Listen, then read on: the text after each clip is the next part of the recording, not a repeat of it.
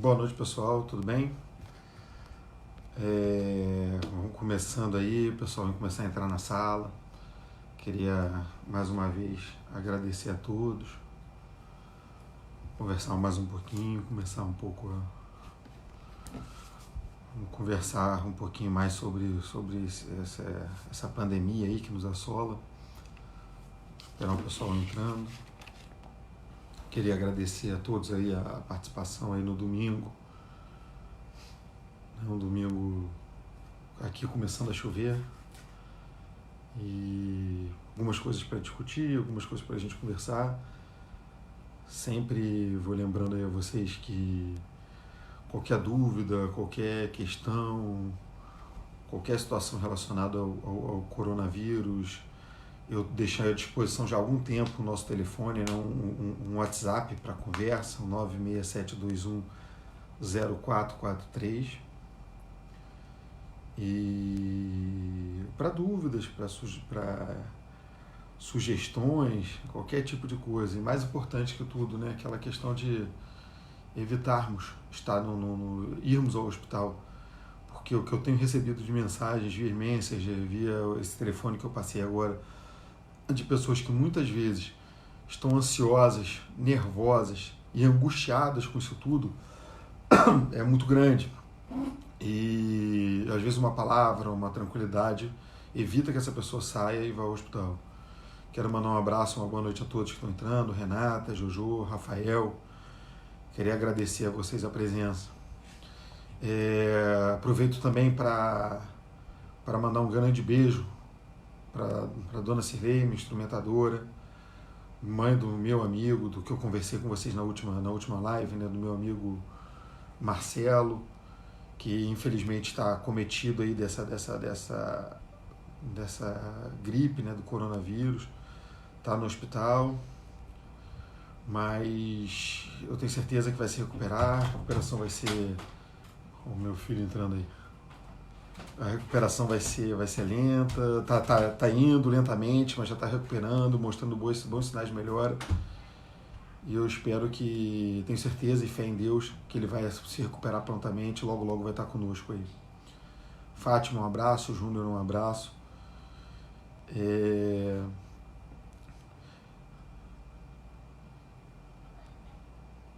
Aproveito também para mandar um abraço de parabéns aí ao Júnior, parabéns à minha sogra, que está fazendo aniversário hoje.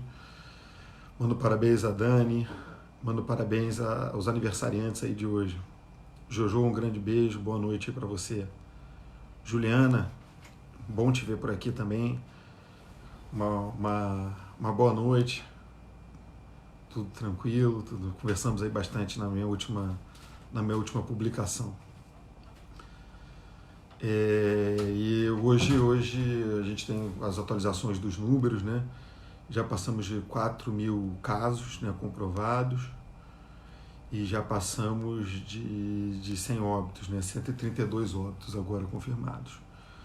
E eu começo meu papo justamente falando nisso, né? A gente tem um número imenso de mensagens falsas circulando na rede, de coisas que nos apavoram, nos angustia, e isso não ajuda, né? Isso atrapalha, isso causa temor, causa desespero, causa medo.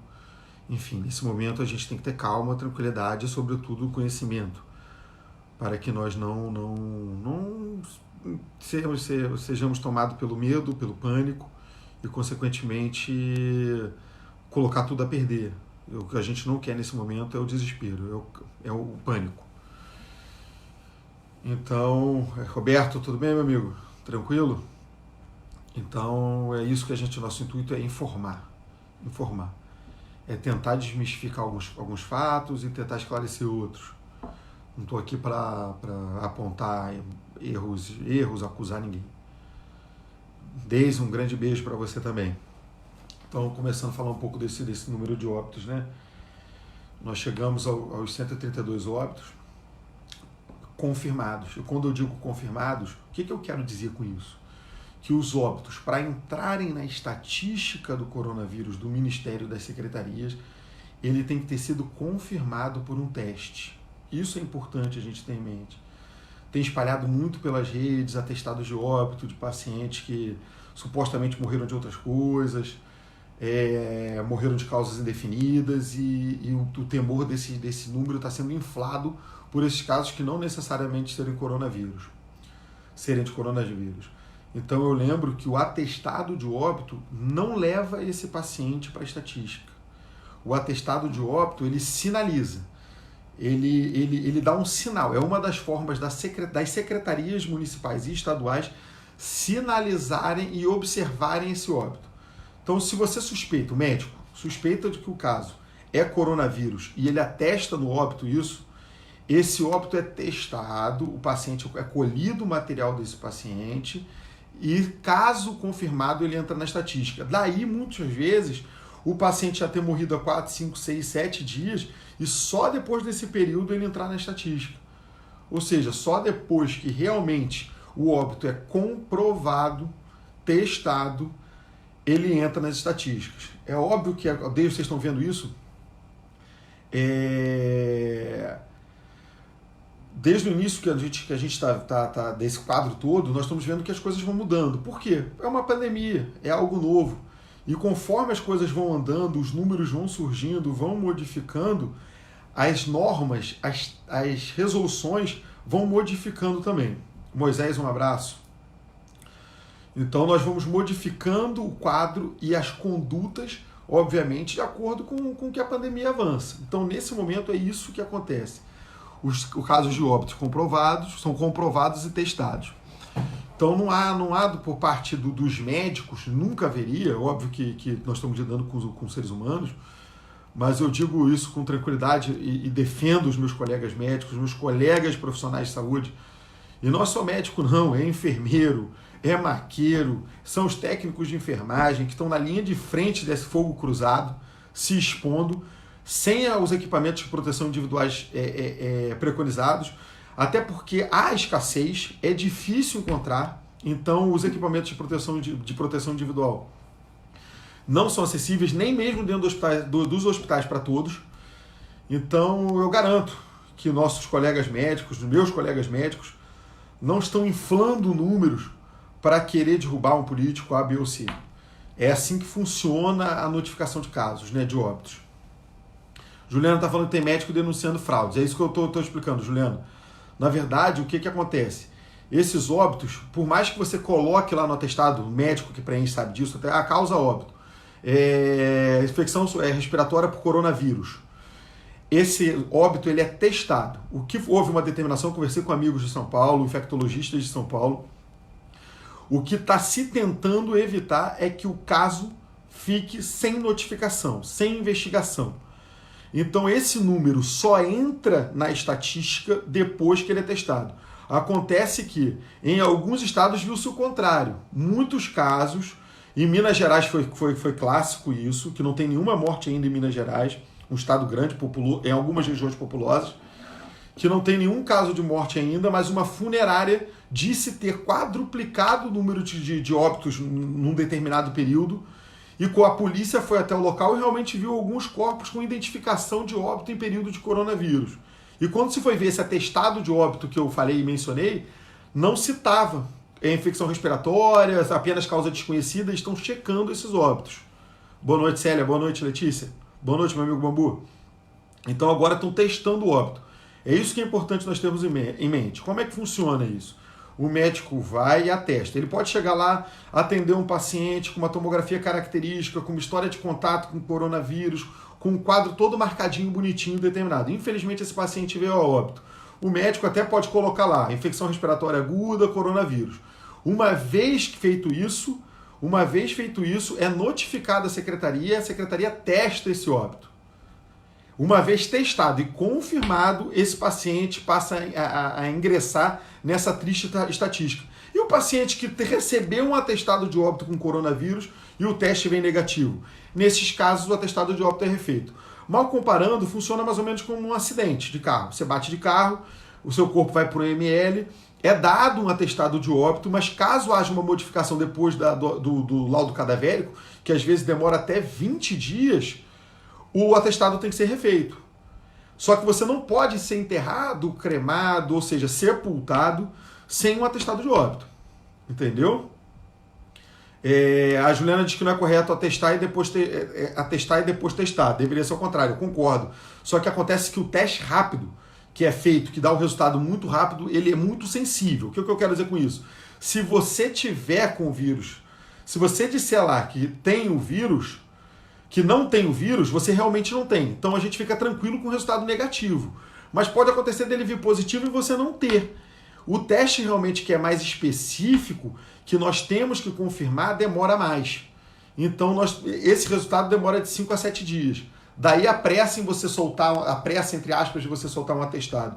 Você tem que liberar esse laudo cadavérico, né, esse atestado para as pessoas poderem ser sepultados. Rodrigo, passou uma matéria agora na Globo que o Daniel Azulay veio a falecer de Covid, sendo que ele tinha leucemia. Aí fica aquela dúvida. Será que ele faleceu da leucemia? Não, na verdade, o grande fator agravante do quadro foi a leucemia. Mas quando a gente preenche uma causa de óbito, a gente diz sempre a causa determinante. O que matou o doente naquele momento? O que matou o doente naquele momento, isso são regras. O atestado de óbito ele é assim preenchido. Ele morreu de quê? Morreu de infecção respiratória aguda por Covid. Isso a gente não tem como mudar isso. É óbvio que entra no fator de risco. É a mesma coisa o paciente muito idoso. Ninguém discute, todos têm a certeza que o índice de letalidade da doença é muito maior entre as pessoas que têm comorbidades e nos idosos. Isso é claro. Não há discussão quanto a isso.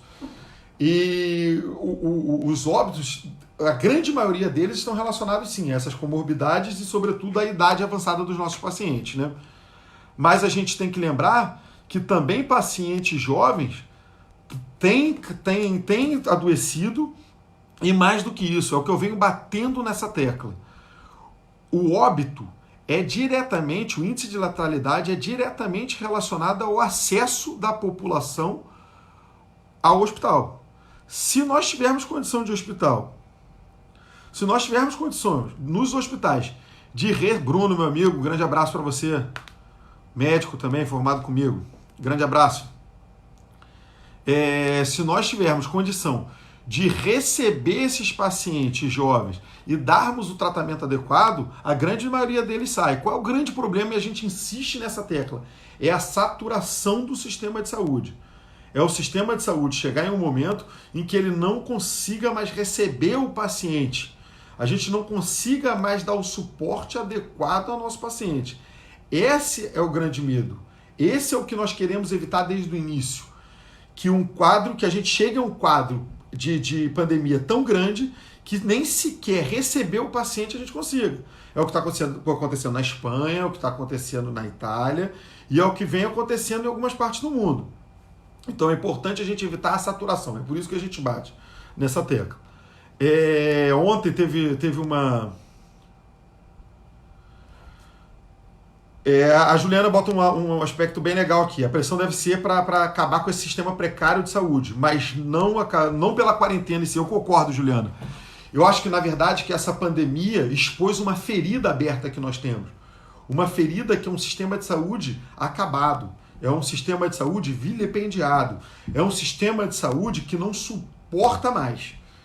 Temos carência de pessoal, temos carência de material, temos carência de logística, temos carência de gestão, muito de gestão. Digo como um gestor que parte do cenário caótico é falta de gestão, é falta de comprometimento.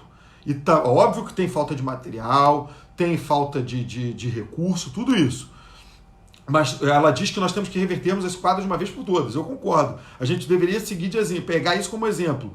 Eu lembro a vocês que nós viemos de anos de um governo federal que vilipendiou a saúde, que destruiu o sistema de saúde, destruiu ao país, destruiu a economia, destruiu a educação. E hoje nós estamos pagando o pato e o reflexo disso tudo.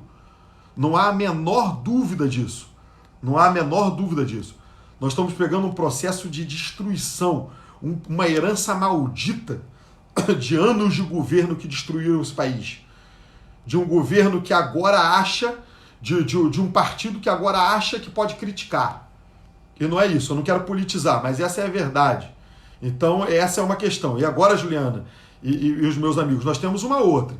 Nós fomos atacados, nós não, o mundo. O mundo foi atacado por algo novo, por uma pandemia, por um vírus com alto poder de alastro, ou seja, de um alto contágio e que está pegando o mundo inteiro. E ele está andando. Isso é a história da pandemia. Começou na China, depois o epicentro veio para a Itália e agora já está nos Estados Unidos. Isso é normal acontecer. E nós estamos diante de um quadro que é de emergência, que nós temos que resolver. E eu corroboro as condutas adotadas pelo nosso ministro Mandetta ontem, pelo nosso secretário de Saúde, que nesse momento, e o mundo na grande maioria dos casos está tomando, é isolamento. Nós não temos uma outra arma nesse momento. Nós não temos como reestruturar o SUS, o sistema de saúde. A gente não pode jogar isso nas costas de secretários, de governadores, de ministros. Reorganização do SUS num prazo curto. Infelizmente, nós não temos condição de fazer isso. Agora nós estamos enxugando o gelo. E nós temos que fazer da melhor maneira possível para evitar uma catástrofe. E é o que está sendo feito. Nesse momento, o isolamento é necessário? É necessário. É necessário. Justamente para a gente não superlotar o nosso sistema de saúde, que é o grande causador de morte, é a falta de acesso ao hospital. Então nós precisamos sim. Patrícia, um grande abraço. Um beijo aí no meu amigo Moisés também.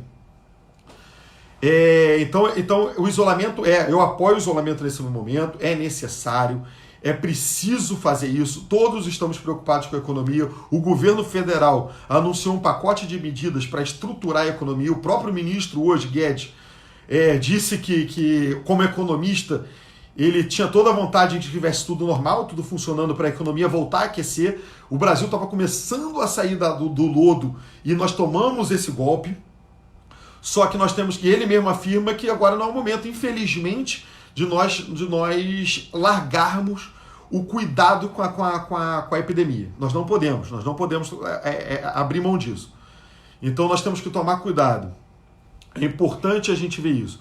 O isolamento nesse momento de pacientes apenas com comorbidade é complicado.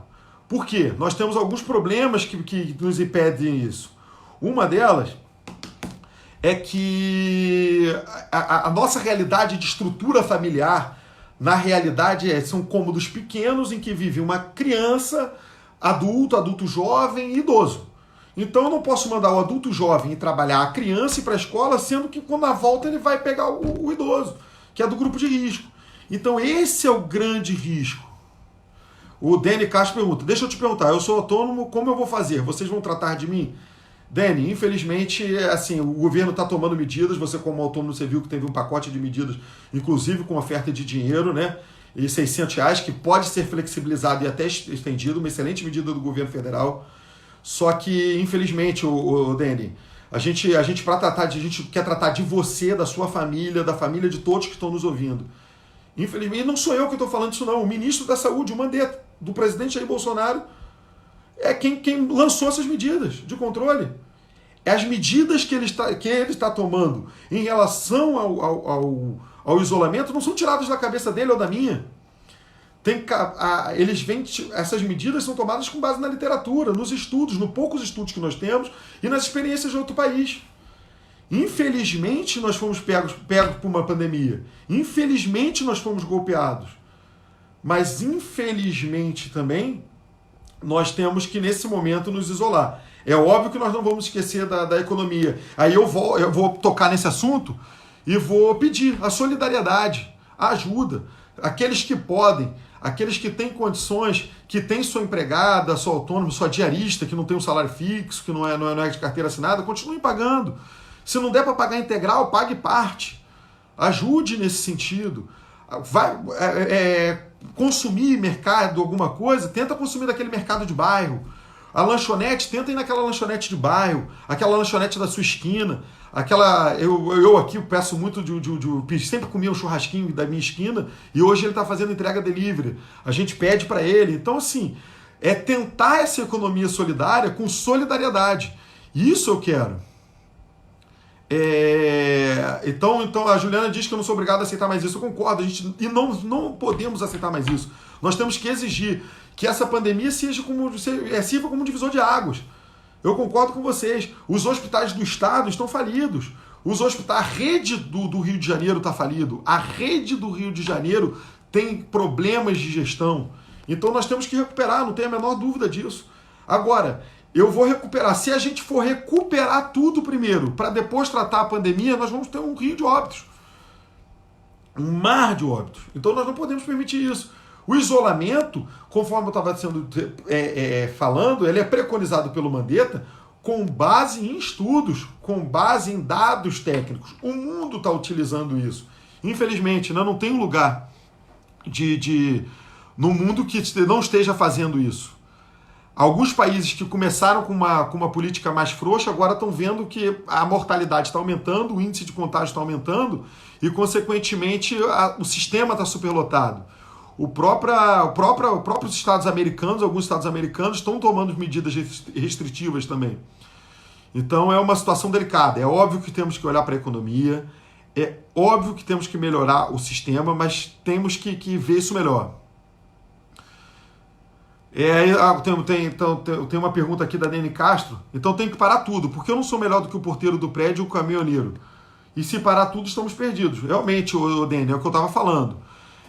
O Brasil não pode parar completamente. Eu sou médico, eu estou indo para a rua, eu estou indo trabalhar. Agora, se eu parar, não anda. Agora, aquelas pessoas que podem tentar evitar a locomoção, as idas à rua, ótimo. É óbvio que tem serviço, a população tem que continuar, o mercado tem que funcionar, a alimentação tem que funcionar, remédio tem que funcionar, serviço médico tem que funcionar, serviços essenciais não podem parar. Até porque, funcionando, em certa forma, a linha de produção não para.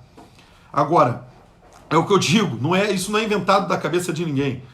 Isso é uma norma seguida, não é pela OMS, não, é uma ordem seguida pelos países, pelas centrais de crise de todos os países e que o Mandetta corretamente está seguindo aqui. Ela bota que entenda a questão concomitante, mas se não trabalharmos será pior, será uma questão de egoísmo, mas de sobrevivência. Eu concordo, Juliana, que a gente tem uma questão que a gente tem que ver a longo prazo, que é a economia. Só que, se nós não atacarmos a pandemia nesse momento, a longo prazo, a situação pode ficar até pior. Nós precisamos acabar com essa pandemia, resolver essa pandemia como a China. A China agora está começando a reaquecer a economia quando controlou a economia depois que controlou a pandemia. Infelizmente, não tem como. Se nós voltarmos à normalidade, a normalidade vai ser um banho de sangue, um banho de mortos. Não adianta. Isso, se Deus quiser, daqui a uma semana, 10 dias, 14 dias, quando as curvas de contágio se estabilizarem, talvez a gente consiga melhorar isso aí. Então é importante a gente ter isso na cabeça. E eu reitero aqui o meu elogio ao Mandetta, as medidas do governo federal, as medidas de tentativa de controle econômico, bem como as condutas de controle da pandemia. Então a gente tem que controlar a economia sim, a gente tem que ter subterfúgios para controlar. Eu acredito que dentro de algum tempo a economia vai começar a se normalizar. Por exemplo, municípios que não tenham contágio ou que tenham muito poucas pessoas contaminadas vão voltando à normalidade e os grandes centros vão reduzindo aos poucos. Então isso é uma atitude fundamental para a gente tomar. Lembro ainda que nesse momento o importante é nós termos a calma. Eu estou vendo muito desespero, muito medo em torno disso tudo. É óbvio, a imprensa bombardeia a gente de informação. Só que a gente tem que ter calma e filtrar. As fake news, sempre que possível, devem ser filtradas, combatidas. Não vamos acreditar em tudo que vemos, isso é importante. É importante a gente filtrar isso para que nós não entremos em desespero. Eu queria mais uma vez aí agradecer a vocês. Lembrar do telefone 967210443. Qualquer dúvida, estou à disposição para vocês mandarem as suas sugestões, os seus questionamentos. Nós precisamos sim continuar nessa toada de controle da pandemia, sem esquecermos, obviamente, do controle da economia. A gente precisa, o Brasil não pode parar, a gente tem a clareza disso. O Brasil não pode parar e não vai parar. E eu queria agradecer mais uma vez a presença de todos vocês, né? E a interação. Mais para frente, a gente, conforme tenhamos novas atualizações, nós vamos conversando mais, vamos fazer novos vídeos, novas lives, e para a gente conversar um pouco mais disso. A Helena pergunta, tem gente mais jovem morrendo também, o isolamento tem que ser total. Nesse momento, o preconizado é o total realmente. Jovens morrem, graças a Deus, no número pequeno ainda, mas eles morrem. Mas é óbvio, que a morte é diretamente relacionada ao acesso. Isso que eu queria que vocês tivessem sempre em mente. A letalidade da doença é diretamente relacionada à condição do paciente entrar no hospital. Eu lembro a vocês aí que eu vou responder todas as perguntas que ficarem na live e eu não puder responder. Então vocês podem continuar aí depois do final da live, daqui a pouco eu vou encerrar. Vocês podem mandar perguntas que eu vou respondendo aos poucos. Então é importante que a gente siga isso. Juliana Garcia, eu quero agradecer a você aí. Ela pergunta sobre isolamento vertical. O isolamento vertical ela é legal, ela é importante, só que nós temos que ter um momento de fazer isso. A última determinação do ministro foi manter um isolamento o máximo possível, não parando o básico. Só que nós vamos, é óbvio, foi o que eu falei, isso vai andando. Tem uma pergunta importante, que é conveniente tomarmos vitamina D para reforçar o sistema imunológico contra o coronavírus? É importante mais importante do que você tomar a vitamina D, que às vezes a reposição não é correta, não é fácil você repor, é tomar o sol. Como? Nem que seja na varanda, na janela, então é importante tomar sol sim. Tá? É importante. Pode-se dizer que o vírus é o mais letal da história pela velocidade que se ele espalha? Não sabemos, né? Ainda é muito cedo para a gente falar que é o mais letal da história e eu nesse momento, eu não gosto desses termos. O mais letal, o mais mortífero, vai matar, acabar com o mundo. Eu acho que nós temos que ter uma mensagem de otimismo. Nós vamos passar por isso. E nós vamos nos reestruturar. Isso que é importante. Nós vamos vencer essa epidemia. Não há a menor dúvida disso. Nós vamos sair ainda mais fortes. Com solidariedade, com calma, com tranquilidade. Então, nós vamos sair dessa. Queria mais uma vez aí agradecer a todos a presença, mandar um grande beijo a todo mundo e pedir para que vocês nos acompanhem nas redes sociais. Um grande abraço, gente. Um beijo a todos aí.